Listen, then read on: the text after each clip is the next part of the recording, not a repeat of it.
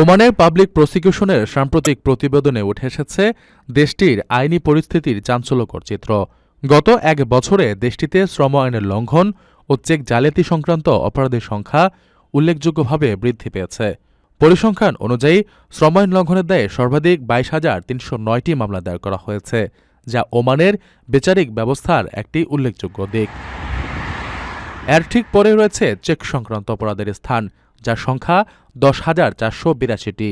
মূলত আর্থিক লেনদেনে অনিয়ম বা বাউন্স চেক প্রদানের ঘটনাগুলোই এই তালিকায় উঠে এসেছে।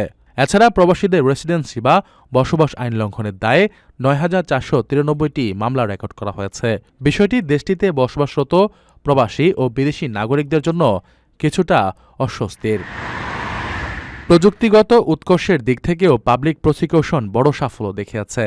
বর্তমানে 54,276টি মামলা ইলেকট্রনিক বা ডিজিটাল পদ্ধতিতে জমা দেওয়া হয়েছে, যা 2024 সালের তুলনায় 19.2% বেশি।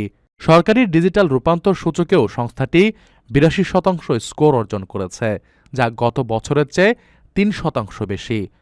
সব মিলিয়ে আইনি প্রক্রিয়াকে আরও গতিশীল ও প্রযুক্তি নির্ভর করতে ওমান সরকার যে বড় পদক্ষেপ নিয়েছে, এই প্রতিবেদন তারই বড় প্রমাণ।